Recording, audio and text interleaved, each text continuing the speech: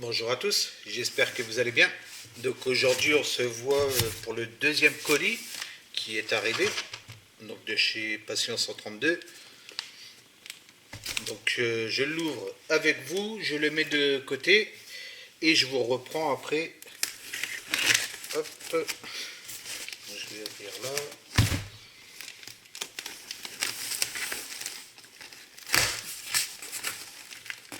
Donc voilà, un colis encore bien chargé, comme vous le voyez.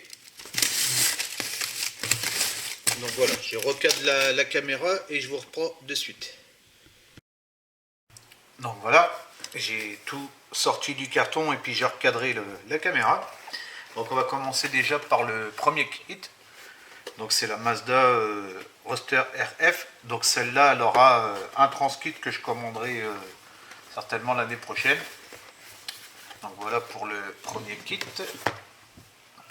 Ensuite le deuxième kit, donc celui-là c'est pour mon projet apocalyptique. Vous voyez, c'est un chasse-neige en fait.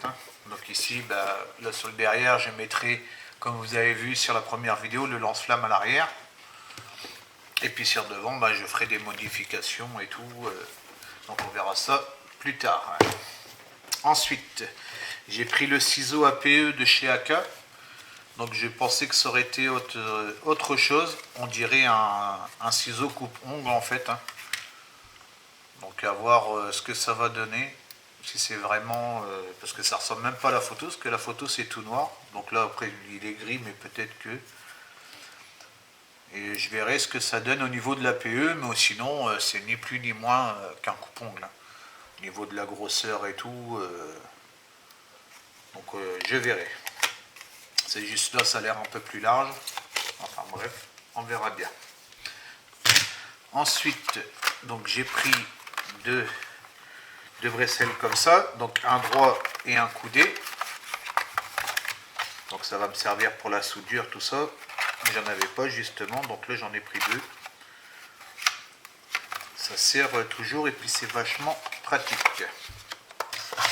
Ensuite, j'ai pris aussi le mini put. Donc pareil, c'est un époxy, un bicomposant. Donc j'ai pris les deux Tamiya et j'ai pris celui-là, comme ça je verrai lequel qui est bien. On m'a dit que c'était pas mal, donc je verrai ça. Ensuite, j'ai pris une palette humide. Donc on va regarder ce que ça donne. Et là c'est un jeu de... Là c'est les feuilles, c'est des feuilles de rechange. Donc vous voyez, c'est les feuilles pour changer. Donc j'ai vu que celle-là elle était pas mal, donc j'ai pris celle-là. Donc ça sera pour les figurines, tout ça. Donc là on va ouvrir ça. Hop. On va la sortir. Ça a l'air d'être bien emballé. Hop, c'est tout, il n'y a plus rien dedans. Donc ça, je vais le laisser là pour l'instant.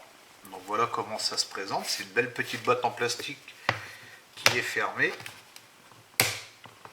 Donc là, on a un jeu de feuilles qui est fourni avec. Ici, on a l'éponge. Il faudra que je regarde comment elle fonctionne, celle-là. Parce qu'à mon avis, il faudra que je retire tout ça et puis en mettre juste un. Ça, c'est les feuilles de rechange. Vous voyez, qui sont un peu glacées. Donc je regarderai comment ça se passe. Hop, je vais refermer ça, voilà.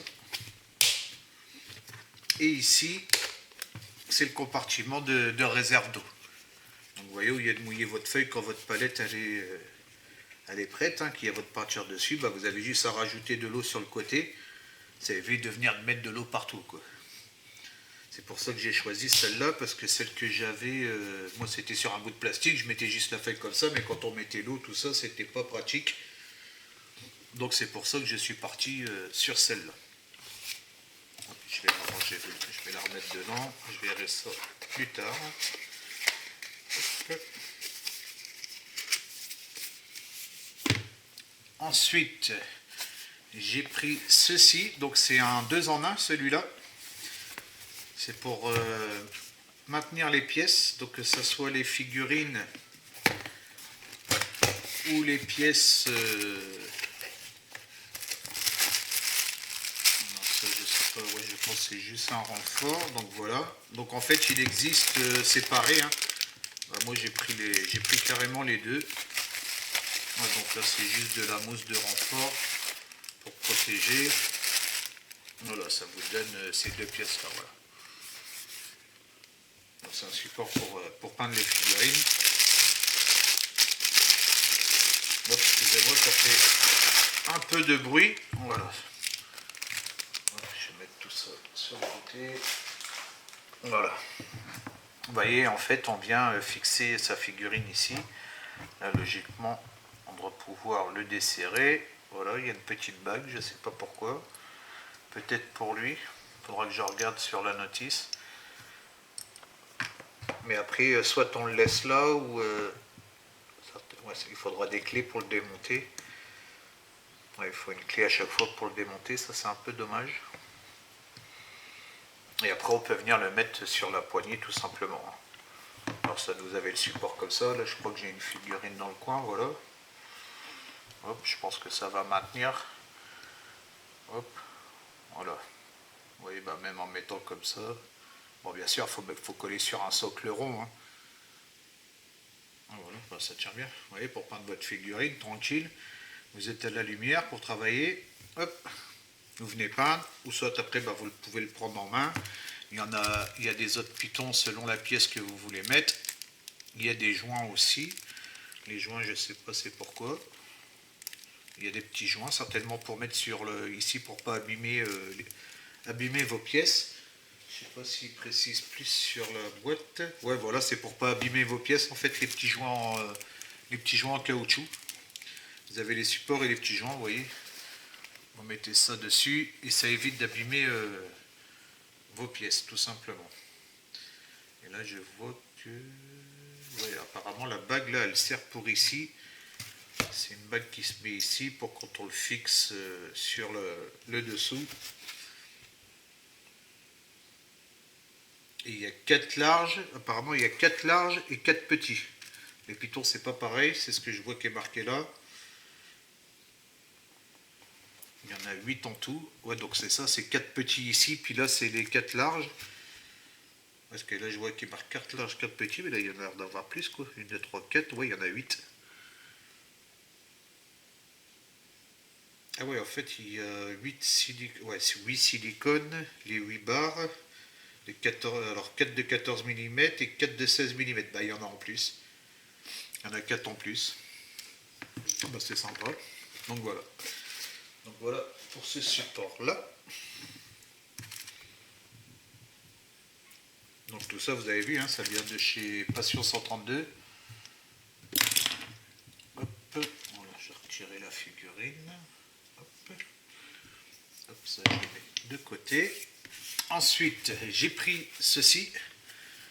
Donc là pareil c'est pour le vieillissement, hein. Donc là j'ai pris le set complet de tous les crayons. Ça se vend soit à l'unité ou par 3, je crois, 3 ou 4. Mais bon, tant qu'à faire, j'ai dit je vais prendre le pack complet. Donc pareil, c'est pour tout ce qui est vieillissement, les teintes et tout. J'ai vu que ça avait l'air d'être pas mal. Sur le site d'Aka, là en ce moment, ils font pas mal de vidéos.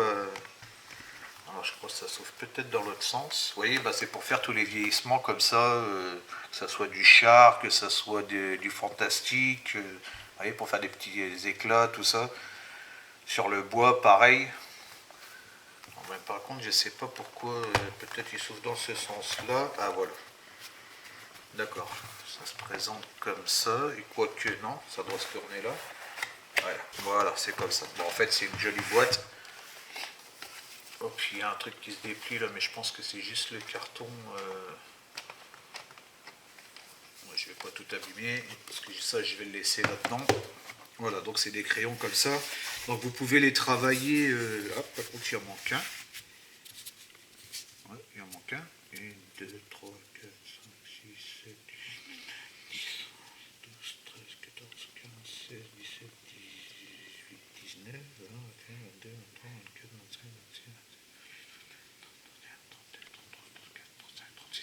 Non, il y a bien 37.